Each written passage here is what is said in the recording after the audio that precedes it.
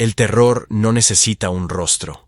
A diferencia de los capos del pasado, que construyeron su mito en la vanidad y la ostentación pública, el hombre que analizaremos hoy entendió la lección más oscura del poder absoluto, que el anonimato es la armadura más impenetrable y el miedo la moneda más valiosa.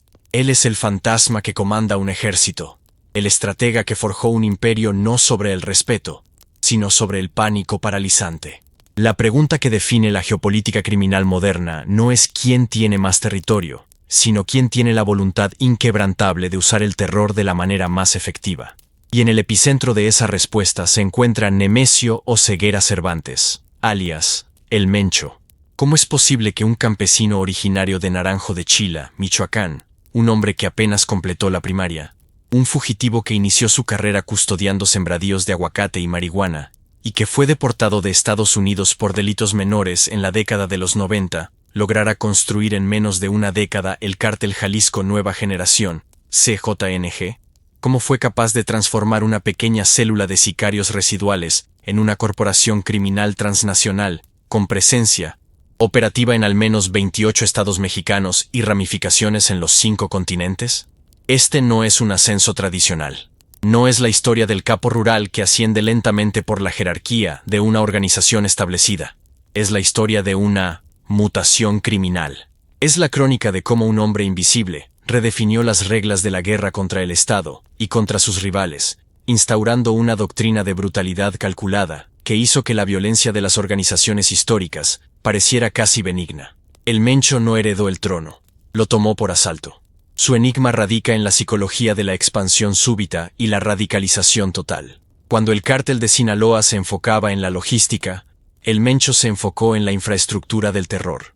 Cuando los Zetas desgastaban sus recursos en confrontaciones territoriales, sin estrategia clara, el Mencho estaba modernizando su arsenal, infiltrando instituciones y, fundamentalmente, enviando un mensaje sin ambigüedades.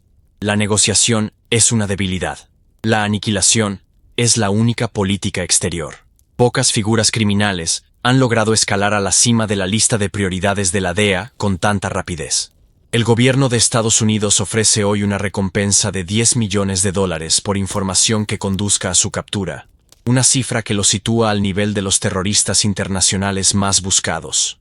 Pero a pesar de la presión binacional, el Mencho sigue siendo un espectro, un centro de mando operando desde las profundidades de la Sierra de Jalisco o Michoacán, protegido por un anillo de seguridad y una red de informantes que parecen operar con una lealtad mística, o más probablemente, bajo la más absoluta certeza de lo que sucederá si fallan. El misterio no es solo dónde está el Mencho, sino cómo mantiene la cohesión de un ejército tan descentralizado y violento. La clave de su éxito radica en 2 pilares estratégicos: la innovación del terror y la fractura del poder institucional. Analicemos la innovación. Mientras otros cárteles operaban con armas de asalto convencionales, el CJNG fue pionero en México en el uso de artefactos explosivos improvisados, IEDs, contra convoyes militares. Fueron los primeros en utilizar drones armados con explosivos para atacar a sus enemigos y a las fuerzas de seguridad. Estas no son tácticas improvisadas, son estrategias diseñadas por mentes frías que buscan maximizar el impacto psicológico con el mínimo riesgo. El hito que cimentó el mito de invencibilidad del CJNG ocurrió en mayo de 2015, en el estado de Jalisco. En una acción audaz y sin precedentes, sicarios del CJNG derribaron un helicóptero Cougar de la Secretaría de la Defensa Nacional, Sedena, utilizando un lanzacohetes de propulsión, RPG.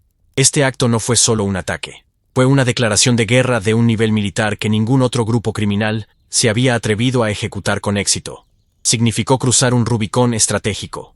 El cártel ya no solo se defendía, sino que proyectaba poder ofensivo, humillando al Estado mexicano ante la opinión pública y enviando un mensaje claro a sus rivales. Nuestro arsenal es superior, nuestra voluntad es ilimitada. La caída del helicóptero no fue el inicio del CJNG, pero fue el momento en que el Mencho obligó al mundo a tomar nota de su ingeniería del pánico.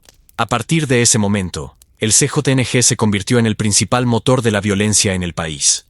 Nuestra misión hoy es desentrañar la mente detrás de este fenómeno. No nos conformaremos con la lista de sus crímenes, sino que examinaremos la geometría psicológica que le permitió ascender desde la miseria absoluta, aprovechar el caos dejado por la caída de otros capos y consolidar un imperio basado en una máxima inflexible. Donde otros dudan, tú debes destruir. ¿Qué traición inicial lo catapultó?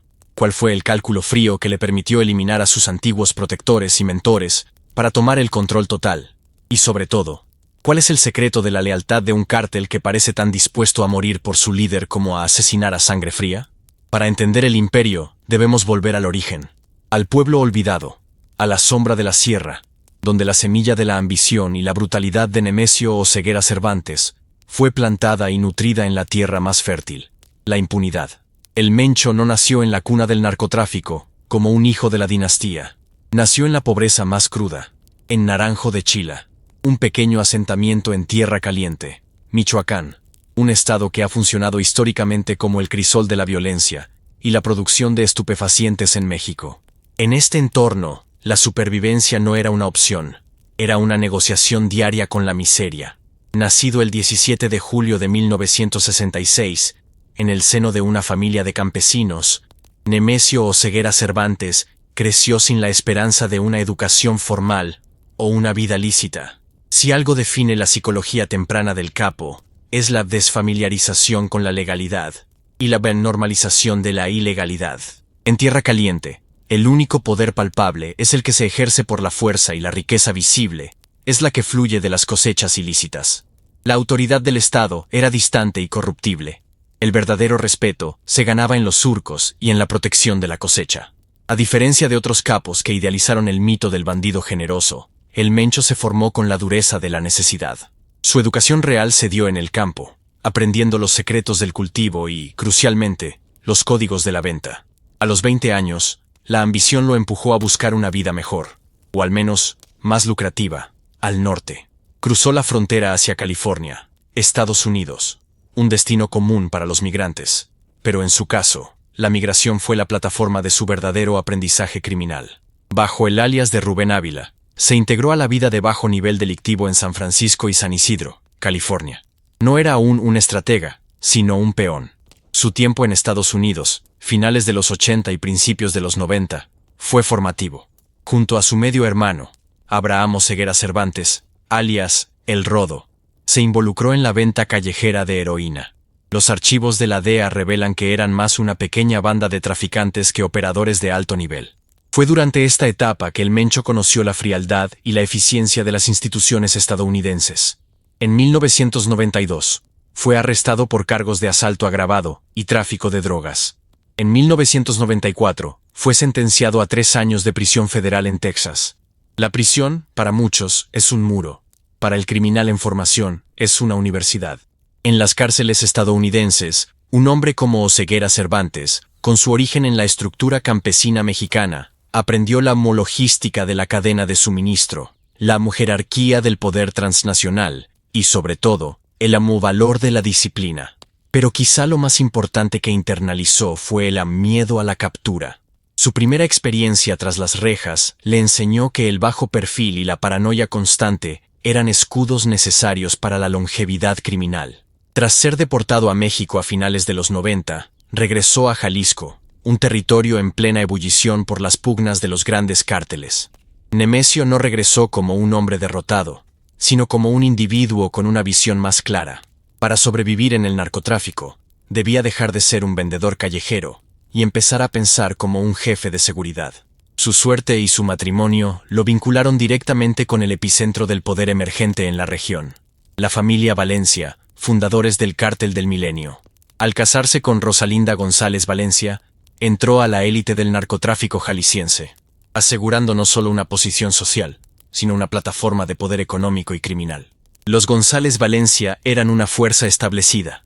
Nemesio Oseguera, que operaba inicialmente como su jefe de sicarios y escolta, se convirtió en una pieza clave en la maquinaria de protección. Aquí reside el verdadero punto de inflexión psicológico. El Mencho pasó de ser un traficante menor y exconvicto a ser el guardián de una dinastía. Esta transición le otorgó acceso al conocimiento íntimo de cómo operaba un cártel de primera línea. Las rutas, los sobornos, los pactos con la policía y, crucialmente, las debilidades estructurales de sus jefes. Cuando el Cártel del Milenio se fragmentó por la presión del gobierno y los arrestos clave, incluyendo el de Óscar Orlando Nava Valencia, alias El Lobo, se abrió un vacío de poder. Este vacío es el laboratorio donde se forja la ambición despiadada. El Mencho no vio la fragmentación como una amenaza, sino como una oportunidad darwiniana. Él era la fuerza interna más disciplinada y más brutalmente enfocada. El caos que paralizó a otros, lo activó a él. Junto a los hermanos Queenis, la familia de su esposa, expertos financieros, formó una facción que juró lealtad a Ignacio Coronel Villarreal, alias Nacho Coronel, uno de los hombres fuertes del cártel de Sinaloa. Pero la lealtad en el narcotráfico es una ilusión estratégica. El Mencho esperaba su momento. Estudiaba la psicología de sus patrones, identificando la fatiga del poder y los puntos de fractura. La semilla de la brutalidad que sembraría el CJNG se nutrió de dos elementos: la experiencia de la miseria y la formación en la traición institucional. Él sabía que el único camino para no volver a la cárcel era convertirse en la ley. La historia del Mencho no se define por la suerte, sino por la audacia estratégica y una visión clara de la dinámica del poder en el México posguerra contra el narco. Su ascenso no fue un simple reemplazo, fue una reingeniería total del modelo operativo de los cárteles. La primera clave de su éxito fue la traición calculada y la consolidación instantánea. Cuando Nacho Coronel, su protector dentro del cártel de Sinaloa, fue abatido por fuerzas militares en 2010, el tablero se volcó. El Mencho vio en la muerte de su aliado no un motivo para huir o fragmentarse, sino una señal para la toma de control. En lugar de someterse a la cúpula de Sinaloa, utilizó la célula que dirigía, entonces conocida como los Matacetas, para lanzar una ofensiva brutal. Su primer gran movimiento estratégico fue la declaración de guerra abierta y total contra los Zetas, que en ese momento eran la némesis del Estado mexicano y el grupo que operaba con mayor saña. Pero la estrategia del Mencho no era moral, era puramente operativa. Al presentarse como el brazo armado que limpiaría al país de la crueldad de los Zetas, el Mencho logró dos objetivos cruciales. Primero, legitimación táctica. Aunque era un criminal, se presentó inicialmente como una fuerza de contención contra un mal mayor, ganándose una percepción temporal de tolerancia en algunas comunidades, e incluso dentro de algunos niveles gubernamentales, que veían a los Zetas como una amenaza existencial. Segundo, recursos humanos ilimitados. El CJNG se convirtió en un imán para exmilitares desertores, policías corruptos y jóvenes sin futuro, prometiéndoles no solo riqueza, sino la oportunidad de ejercer una violencia extrema, sin las restricciones de los cárteles tradicionales. Pero la genialidad estratégica del Mencho fue el entendimiento de que en la era de las redes sociales y la atención mediática instantánea, el terror es una herramienta de gobernanza más efectiva que el soborno tradicional. Mientras que el cártel de Sinaloa se enfocó en la discreción y el flujo de la droga, el CJNG se enfocó en la proyección máxima de la violencia. Los videos de sicarios torturando, ejecutando y desmembrando rivales, subidos a internet con la insignia del CJNG, no eran actos aleatorios de barbarie, eran comunicados oficiales, diseñados para sembrar un pánico que operaba en tres niveles. 1. Rivalidad. Paralizar a cualquier cártel opositor con la certeza de que la derrota significaba la extinción absoluta y la mutilación de sus miembros. 2. Sociedad civil. Asegurar la sumisión de la población, forzando el silencio y la cooperación. El miedo se convertía en su mejor fuerza de inteligencia. 3. Gobierno. Advertir a las autoridades sobre el costo catastrófico de la confrontación directa, creando un efecto de manos libres en vastas zonas del territorio. El Mencho implementó una estructura organizacional que imitaba la disciplina militar y la eficiencia corporativa. El CJNG no solo se dedicó al tráfico de cocaína y marihuana.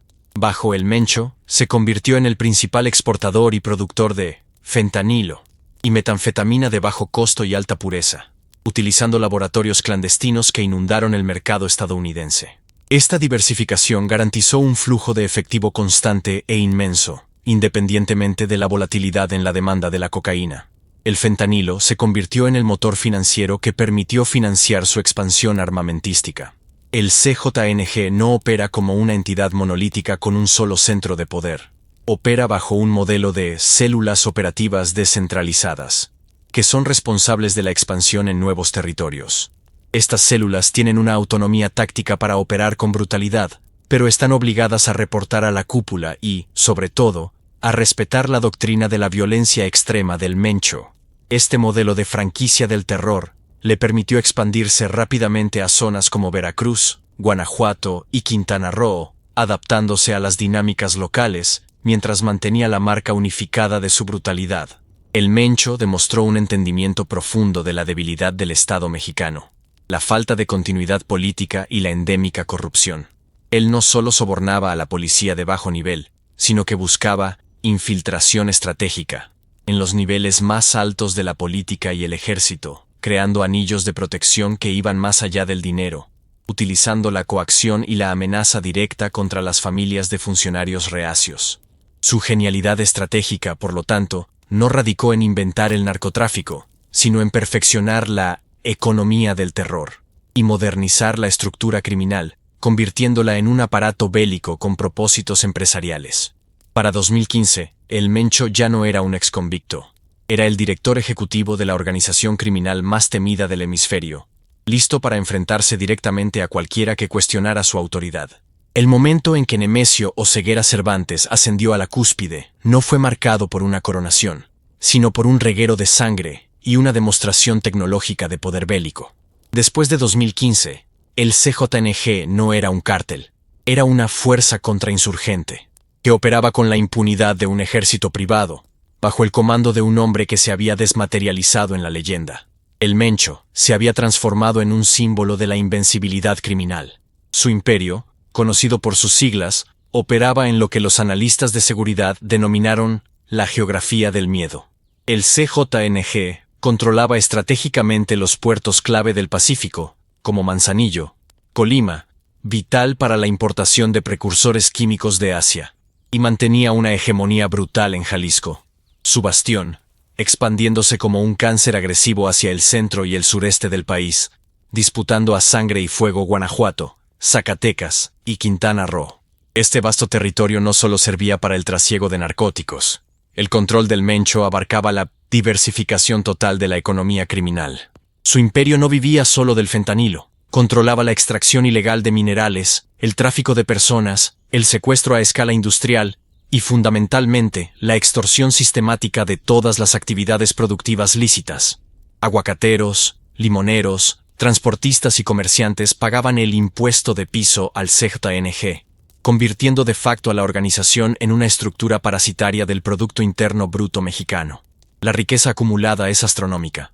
Las estimaciones de inteligencia sitúan al CJNG, impulsado por el fentanilo, como la organización con mayor liquidez en el continente, superando incluso a los restos del cártel de Sinaloa.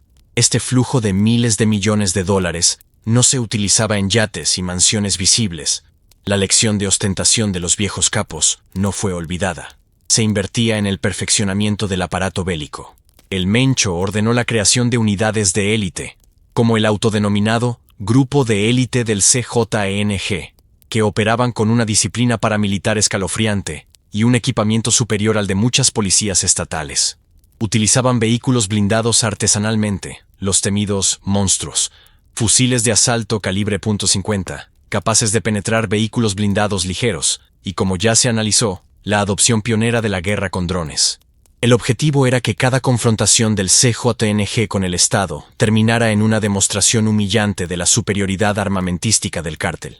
En la cúspide de su poder, la psicología del Mencho se basó en el aislamiento estratégico. Él mismo se convirtió en una entidad mitológica. Nunca se le veía. Sus órdenes se transmitían a través de una red de operadores que rara vez conocían el verdadero rostro o ubicación de su jefe, forzando a las agencias de inteligencia a cazar un fantasma. Esta invisibilidad no era un signo de cobardía, sino la máxima expresión de su estrategia. Al no haber presencia pública, no había un objetivo físico fácil, lo que confería al liderazgo una inmunidad virtual. El Mencho no necesitaba dar órdenes directas todo el tiempo. Su sistema operaba bajo una doctrina del terror preestablecida. Los comandantes regionales sabían que cualquier debilidad, cualquier pérdida de territorio o cualquier fracaso en el soborno resultaría no en un castigo, sino en una ejecución inmediata y pública, a menudo filmada. Esta cultura de la brutalidad garantiza que la lealtad se base en el miedo existencial, no en la camaradería. La cumbre de este poder se manifestó en el ámbito internacional. El CJNG no solo traficaba hacia Estados Unidos. Estableció alianzas logísticas con mafias italianas, 'ndrangheta, grupos en África Occidental para el envío de cocaína a Europa, y redes directas en Asia para los precursores químicos. El imperio de El Mencho se había convertido en una corporación multinacional del crimen, el socio inevitable para cualquier organización criminal global que deseara operar en las Américas.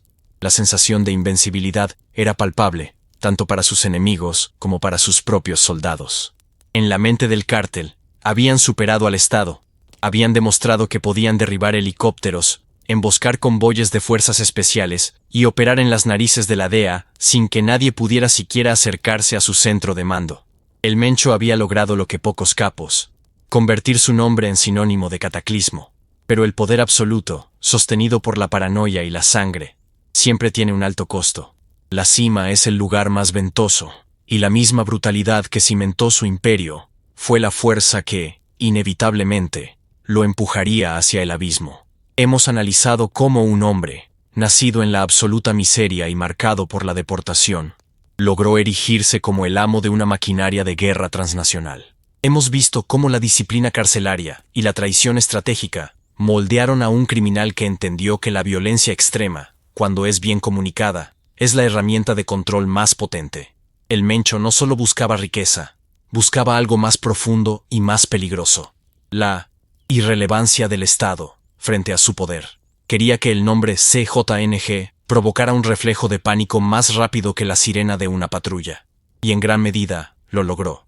Pero detrás de cada imperio criminal, detrás de cada decisión de matar, secuestrar o extorsionar, existe un cálculo frío sobre el valor de la vida humana y la tentación del poder ilimitado.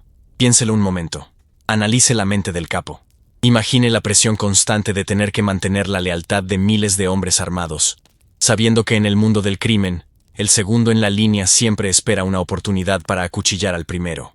El Mencho opera desde el aislamiento total, desconfiando de las sombras, sabiendo que cada día que amanece es una victoria logística contra los gobiernos más poderosos del mundo.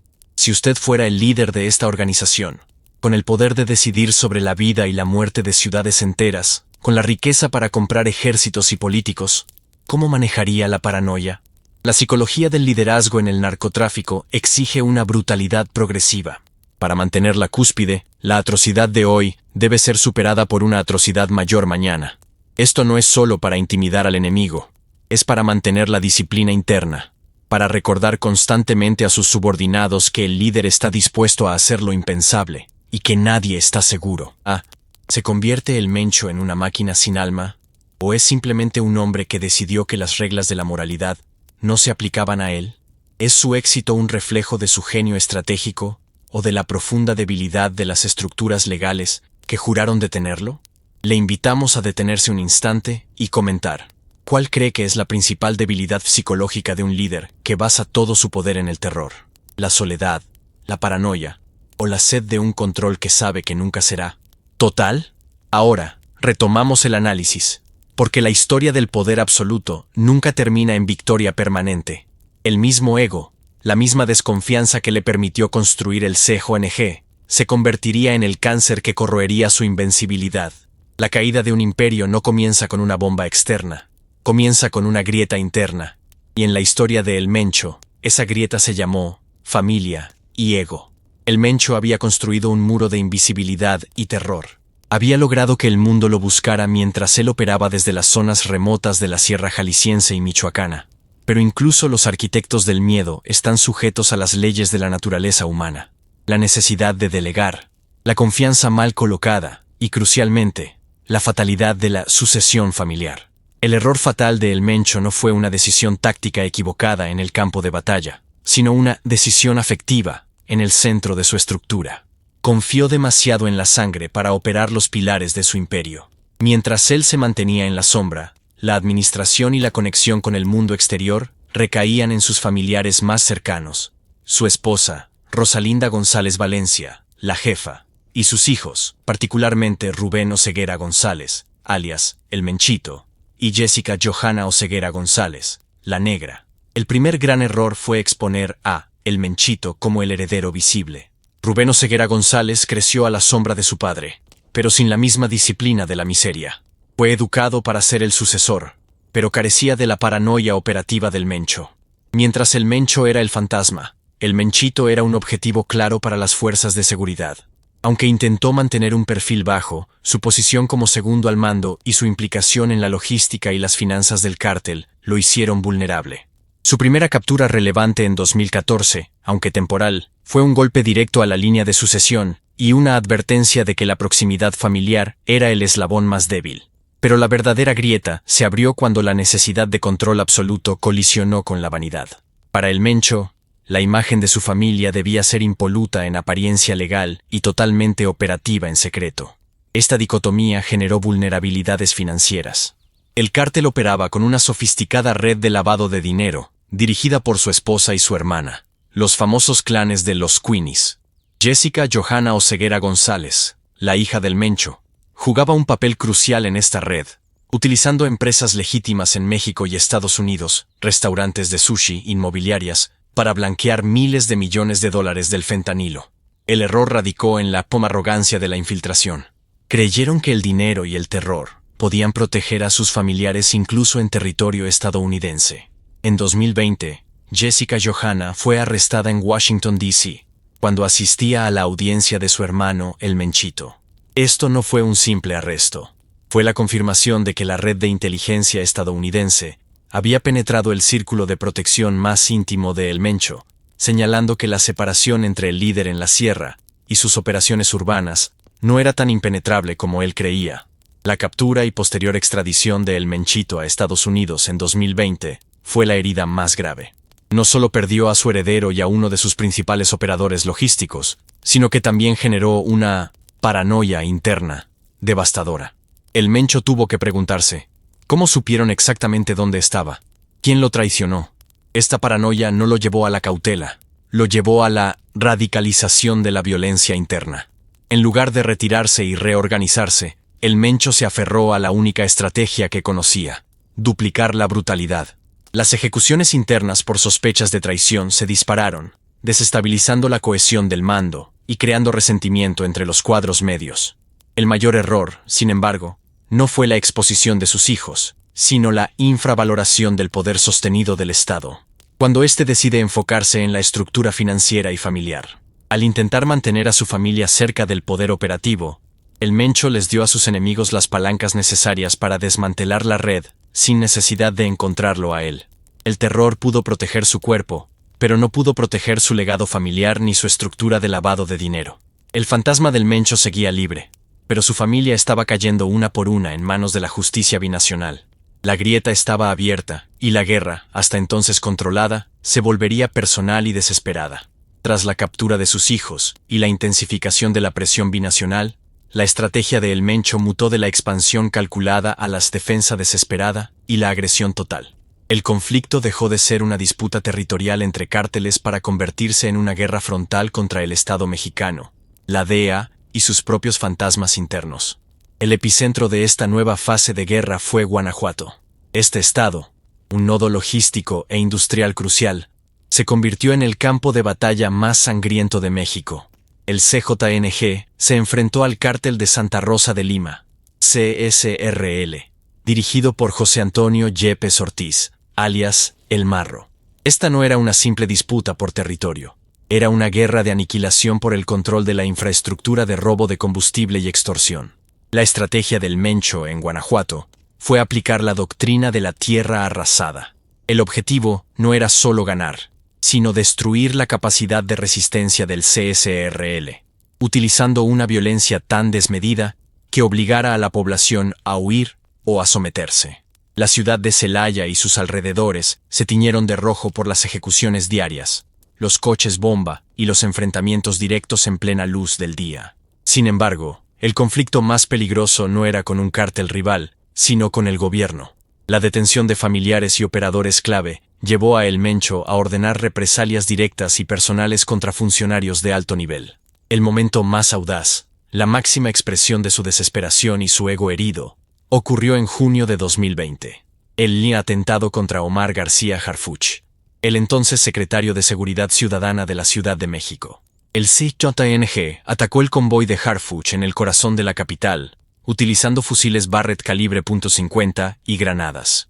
Aunque el atentado falló en su objetivo principal, el mensaje fue escalofriante. El Mencho era capaz de proyectar su fuerza letal a la capital del país, desafiando a las instituciones en su propio centro neurálgico. Esta acción, lejos de intimidar al Estado, generó una respuesta coordinada sin precedentes.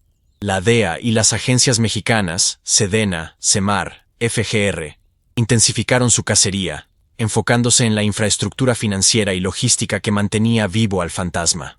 La guerra contra el Mencho se libró en dos frentes invisibles. 1. Guerra financiera.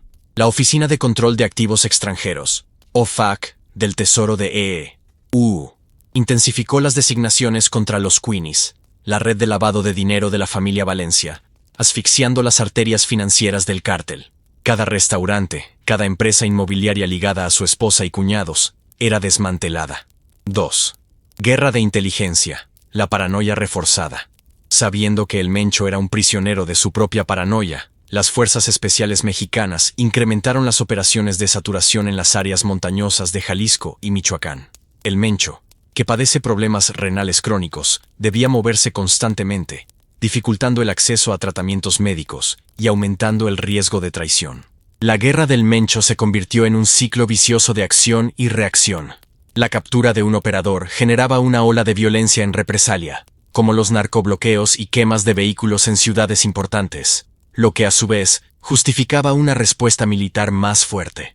El gran error en esta fase de conflicto fue la destrucción de las estructuras de mediación.